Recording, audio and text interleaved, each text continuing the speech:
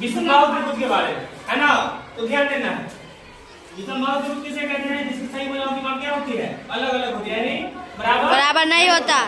उसके बाद ध्यान देना है, यहाँ पे सूत्र क्या हो जाएगा, h बराबर a plus b plus c by 2, यानी क्या होता है, अर्ध परिमाप बराबर तीनों भुजाओं का योग का बट्टा 2। ठीक है, उसके बाद ध्यान दो, पूर्ण परिमाप को हम किससे लिखते हैं, और परिमाप को s से। तो पूर्ण परिमाप क्या हो जाएगा, अर्ध परिमाप का दुगुना हो जाएगा। ठीक है, उसके बाद ध्यान दो, इसी से त्रिभुज का क्षेत्रफल निकलता है, क्या निकलता है, ध्यान देना है, s into s minus a into s minus b into s minus c उसका रूट लेंगे। इसी को कौन सा सूत्र बोलते हैं, हिरन सूत्र। ध्यान देना, इस प्रकार से क्या करें, एग्जांपल तो एक सवाल बना लेते हैं। ध्यान दो, एक समबाहु त्रिभुज है, पहला हो जाता 10, दूसरा 14 और तीसरा क्या है 16, सब मीटर में है, ध्यान देना है। तो पहली भुजा, दूसरी भुजा और तीसरी भुजा, यहाँ पे सूत्र लगाएंगे परिमाप का, यानी s बराबर a plus b plus c by 2, है ना। सबको क्या करेंगे, तीनों भुजाओं को जोड़ देंगे, तो क्या करेंगे, भाग देंगे, 40 से बड़ा कितना हो रहा है 2, यानी करके कितना हो रहा है 20। अब क्या करेंगे, ध्यान दो, अर्ध परिमाप में से, यानी 20 में से पहले भुजा बनाएंगे, फिर 20 में से दूसरे भुजा बनाएंगे, और 20 में से तीसरा भुजा बनाएंगे। जो मान आ रहा है ना, उसको क्या करेंगे, इसमें घटाओ। त्रिभुज का क्षेत्रफल क्या होता है, s plus minus a plus minus b plus minus c।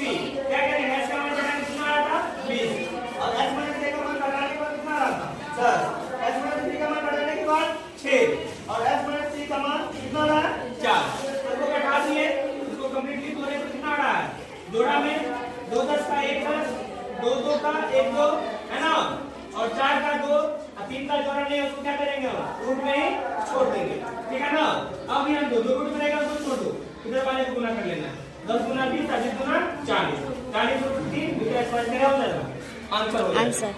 इसको बनाना है होमवर्क में, ठीक है ना। इसको क्यूब बोलते हैं, ठीक है, ध्यान दो, ये वर्ग से मिलके बनता है, किससे मिलके बनता है, वर्ग से। ध्यान देना, बन गया, यस सर। अब ध्यान देना है, इसमें अगर हम सतह का बात करेंगे तो सतह क्या होता है 100, किनारा का बात करेंगे तो किनारा क्या होता है 12, और शीर्ष का बात करेंगे तो शीर्ष कितना होता है 12, 8। ठीक है, अब ध्यान देना है, हम आयतन को वॉल्यूम लिखेंगे, क्या लिखेंगे, आयतन को वॉल्यूम हो गया, इसका शॉर्ट फॉर्म क्या लिखेंगे, इसका v। अब ध्यान देना है, ध्यान दो, वक्र पृष्ठीय क्षेत्रफल होता है, क्या होता है, वक्र पृष्ठीय क्षेत्रफल, है ना। इसको कर्व सरफेस एरिया, इसका शॉर्टकट क्या लिखेंगे, सी एस ए। ठीक है ना। अब ध्यान देना, अब है कुल पृष्ठीय क्षेत्रफल या संपूर्ण पृष्ठीय क्षेत्रफल, कुल पृष्ठीय क्षेत्रफल, इसका इंग्लिश क्या हो जाएगा, total surface area, total surface area, surface area. इसका शॉर्टकट क्या लिखेंगे, टी एस ए, ध्यान देना है, टी एस ए।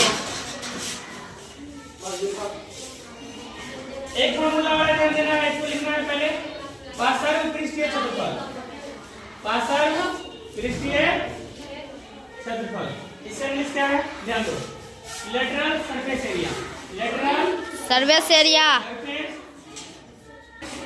एरिया। इसका क्या करेंगे हम, शॉर्टकट एल एस ए। अब ध्यान दो, फॉर्मूला लिखा रहे हैं, ध्यान देना, v मतलब क्या होता है, आयतन, आयतन क्या होता है, भुजा, एक। ठीक है, ध्यान दो, इसका टीआर से क्या होगा, टीआर से होता है 6a स्क्वायर, यानी 6 गुने भुजा स्क्वायर। इसका सीआर से क्या हो जाएगा, यानी वक्र पृष्ठीय क्षेत्रफल 4a स्क्वायर, ये भी ध्यान देना है।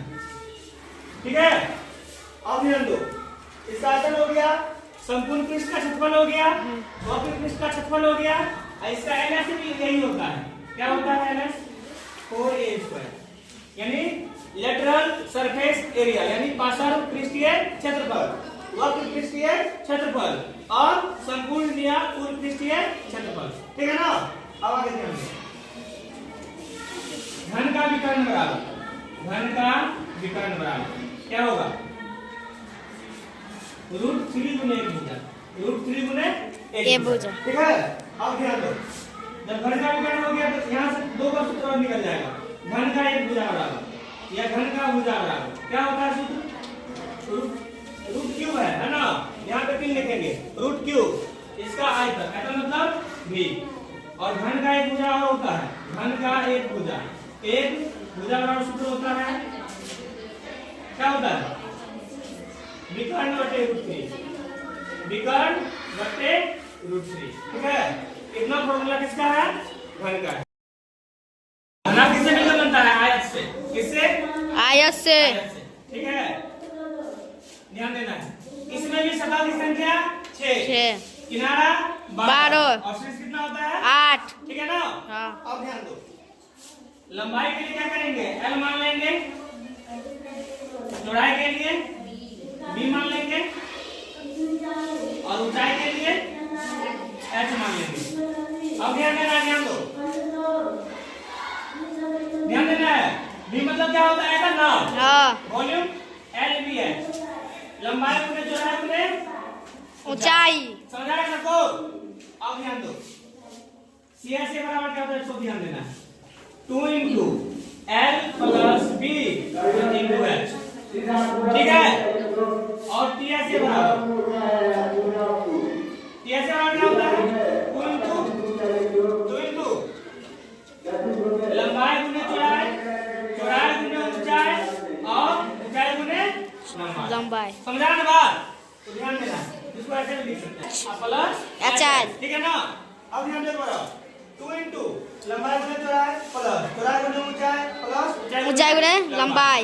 अब घनाभ का विकर्ण देखना है। ध्यान दो, घनाभ का विकर्ण बराबर घनाभ का विकर्ण बराबर विकर्ण है ना, विकर्ण बराबर ध्यान देना है लंबाई का स्क्वायर, चौड़ाई का स्क्वायर, ऊंचाई का स्क्वायर और उसका रूट अंडर। समझा रहे हैं सबको? यानी आयत की तरह हो जाता है। आयत में क्या होता है? लंबाई का स्क्वायर, चौड़ाई का स्क्वायर, इसमें क्या बढ़ जाएगा? सीधे ऊंचाई। ध्यान रखना है, तरीका से याद कर लेना। हो गया, चलो इतना ही रहने दो।